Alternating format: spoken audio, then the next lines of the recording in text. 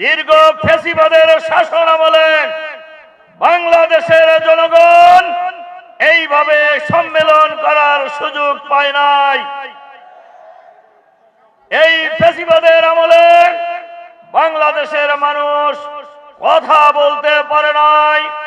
যারা এই সরকারের বিরুদ্ধে কথা বলেছেন তাদেরকে এই গলা টিপে গলা চেপে ধরা হয়েছে। তাদের কপালে হয় গুম অথবা খুন অথবা গ্রেফতার করে কারাগারে বন্দী। এই সরকার, এই পরাজিত সরকার গণতন্ত্রকে তারা গলা টিপে হত্যা করেছিল। তারা বিচার ব্যবস্থাকে ধ্বংস করেছিল। তারা শিক্ষা ব্যবস্থাকে ইসলাম বিরোধীকরণের সকল প্রক্রিয়া সম্পন্ন করেছিল। বাংলাদেশের স্বাধীনতা সার্বভৌমত্বকে বিদেশের হাতে তুলে দিয়ে বাংলাদেশকে করদ রাজ্যে পরিণত করার সকল আয়োজন সম্পন্ন করেছিল।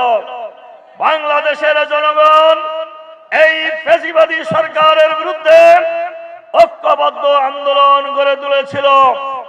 সর্বশেষ বৈষম্য বিরোধী ছাত্র আন্দোলনের ব্যানারে বাংলাদেশের জনগণ, বাংলাদেশের রিকশাওয়ালা, ঠেলাওয়ালা, কৃষক, শ্রমিক, শিক্ষক, ছাত্র ছাত্রী, সাংবাদিক, সর্বশ্রেণীর মানুষ ঐক্যবদ্ধ আন্দোলন গড়ে তুলেছিল। সেই আন্দোলন দমন করার জন্যই এই ফ্যাসিবাদী ঘোষিত বেগম বাংলাদেশের ছাত্র সমাজের বুকে গুলি চালিয়েছে, গণহত্যা পরিচালনা করেছে। ঢাকার রাজপথে অলিতে গলিতে লাশ পড়েছিল, কিন্তু এই ঘোষিত বেগমের কোন দয়া মায়া হয় নাই। তার টার্গেট ছিল যত হত্যা করার প্রয়োজন হত্যা করো, গণহত্যা চালাও, আমার ক্ষমতা আমি চাই। কিন্তু বাংলাদেশের জনগণ ঐক্যবদ্ধ প্রতিরোধ গড়ে তোলার মধ্য দিয়ে পুলিশের কারফিউ, আর্মির ব্যারিকেড, পুলিশের ব্যারিকেড সকল কিছু ভেঙে বাংলাদেশের ছাত্র সমাজ যখন গণভবনের দিকে যাচ্ছিল 5ই আগস্ট, এই প্রতিরোধের মুখে ফ্যাসিবাদের প্রেতাত্মা, ফ্যাসিবাদের দোসর, ফ্যাসিবাদের রূপকার শেখ হাসিনা পদত্যাগ করে পালিয়ে যেতে বাধ্য হয়েছেন। এবং এর আগে তারা জামাত শিবিরকে নিষিদ্ধ করেছিলেন। কিন্তু দাম্ভিকতা, অহংকার কোন সময় কারোর জন্য ভালো হয় নাই। রাসূল সাল্লাল্লাহু আলাইহি সাল্লাম বলছেন, ইত্তাকুজ যুলমা যুলমাতান ইয়াউমাল কিয়ামা, তোমরা জুলুম থেকে বিরত থাকো, কেননা জুলুম কিয়ামতের দিন অন্ধকার হয়ে আসবে। কিন্তু আল্লাহর মেহেরবানিতে কিয়ামতের আগেই তাদের জন্য অন্ধকার হয়ে গেছে। একজন বিচারপতি সাইদি সাহেবকে ফাঁসি দিয়ে টকশোতে এসে আস্ফালন করে বলতেন, আজকে সাইদি সাহেবকে ফাঁসি দিছি। নিজামী সাহেবকে ফাঁসি দিয়ে উনি টকশোতে এসে আস্ফালন করে বলতেন যে আজকে নিজামী সাহেবকে ফাঁসি দিয়েছি। আপনারা জানেন সেই বিচারপতিকে কোথায় পাওয়া গেছে? কোথায়? সিলেটের বর্ডারের জঙ্গলে। আপনি অ্যাপিলেট ডিভিশনের বিচারপতি, আপনি ওই সিলেটের বর্ডারের জঙ্গলে গেলেন কেন? এবং পাওয়া গেছে কিভাবে? জঙ্গলের মধ্যে কলার পাতা গায়ে দিয়েছিলেন এবং জনগণ তাকে সেখান থেকে ধরে আনছে কিভাবে? গলায় গামছা লাগায়। বলেন তো গ্রামে গঞ্জে গলায় গামছা লাগায় কাদেরকে? শুধু চোর না ছেঁচড়া চোর? ছেঁচড়া চোরদেরকে গলায় গামছা লাগায়। কাজেই কোন জিনিসেরই বাড়াবাড়ি ভালো নয়। এই যে ফ্যাসিবাদের রূপকার, যিনি জামাত নেতৃবৃন্দকে ফাঁসি দিয়ে উৎসাহ উদযাপন করতেন।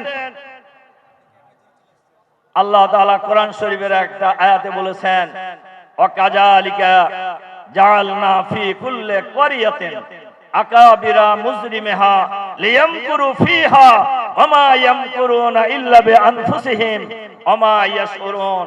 আমি প্রত্যেক জনপদে ক্ষমতাবানদেরকে দুর্বৃত্তে পরিণত হওয়ার সুযোগ দেই। তারা ষড়যন্ত্রের পর ষড়যন্ত্র করে, কিন্তু সেই ষড়যন্ত্রের জালে নিজেরাই জড়িয়ে যায়, বুঝতে পারে নাই। যে ট্রাইব্যুনালে অন্যায়ভাবে বিচারের নামে প্রহসন করে, তামাশা করে জামাত ইসলামীর আমির শহীদ মাওলানা মতিউর রহমান নিজামী সহ জামাত নেতৃবৃন্দকে ফাঁসি দিয়ে হত্যা করা হয়েছে, সেই ট্রাইব্যুনালে ইতিমধ্যেই শেখ হাসিনা সহ ফ্যাসিবাদের দোসরদের বিচার শুরু হয়ে গিয়েছে। আজকের এই বিশাল কর্মী সম্মেলনে আমরা অন্তর্বর্তীকালীন সরকারের কাছে এই আহ্বান জানাতে চাই, অবিলম্বে শেখ হাসিনাকে বিদেশ থেকে ফিরে এনে বিচারের মুখোমুখি করে এই দুর্নীতিবাজ, ফ্যাসিবাদ, মানুষ হত্যাকারী, মানুষ গুমকারী, খুনকারী এই নেতাদেরকে ফাঁসিতে ঝুলিয়ে হত্যা করতে হবে। সংগ্রামী ভাই এবং বন্ধুগণ, বাংলাদেশের মানুষ এখন একটি সন্ত্রাস মুক্ত, চাঁদাবাজ মুক্ত বাংলাদেশ দেখতে চায়, দুর্নীতি মুক্ত বাংলাদেশ দেখতে চায়। চাঁদাবাজ মুক্ত নেতৃত্ব, চাঁদাবাজ মুক্ত বাংলাদেশের জন্য প্রয়োজন চাঁদাবাজ মুক্ত নেতৃত্ব। চাঁদাবাজ নেতৃত্ব কার কাছে আছে? জামাতের কাছে আছে। দুর্নীতি মুক্ত বাংলাদেশ গড়তে হলে দুর্নীতি মুক্ত নেতৃত্বের প্রয়োজন। এই দুর্নীতি মুক্ত নেতৃত্ব কার কাছে আছে? জামাতের কাছে আছে। বৈষম্যমূলক মুক্ত বাংলাদেশ আপনি যদি গঠন করতে চান, এই বৈষম্যমূলক বাংলাদেশ গঠনের নেতৃত্ব জামাতের হাতে আছে। আজকের এই ঐতিহাসিক কর্মী সম্মেলনে আমি আহ্বান জানাতে চাই, যে গণহত্যা চালানো হয়েছে এই গণহত্যার বিচার করতে হবে।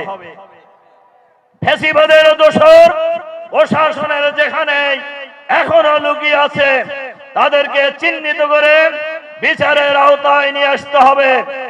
আর চাঁদাবাজ মুক্ত বাংলাদেশ, সন্ত্রাস মুক্ত বাংলাদেশ, দুর্নীতি মুক্ত মানবিক বাংলাদেশ গঠনের জন্য আমাদের নেতা ডাক্তার শফিকুর রহমানের নেতৃত্বে সারা বাংলাদেশে যে গণজোয়ার তৈরি হয়েছে, বাংলাদেশের গ্রামে গঞ্জে, নগরে, বন্দরে, সচিবালয় থেকে ক্যান্টনমেন্টে সর্বত্র আওয়াজ উঠেছে, সব দল দেখা শেষ, এবার দেখব জামাত ইসলামী বাংলাদেশ। সুতরাং আসুন আমরা ডাক্তার শফিকুর রহমানের নেতৃত্বে গোটা দেশের মানুষকে ঐক্যবদ্ধ করে, ওলামায়ে কেরামকে ঐক্যবদ্ধ করে, জাতীয় ঐক্য করে তোলার মধ্য দিয়ে আগামী দিনের বাংলাদেশ হবে সমৃদ্ধ বাংলাদেশ, আধুনিক বাংলাদেশ, ইসলামের বাংলাদেশ ইনশাআল্লাহ। সেই বাংলাদেশ গঠনের প্রত্যয়ে রাজশাহী অঞ্চলের সর্বস্তরের নেতা কর্মীরা, রাজশাহী এলাকার মানুষ আগামী দিনে ঐতিহাসিক ভূমিকা পালন করবেন, সেই আহ্বান জানিয়ে আমার বক্তব্য এখানে শেষ করছি। আল্লাহ হাফেজ। বাংলাদেশ জিন্দাবাদ।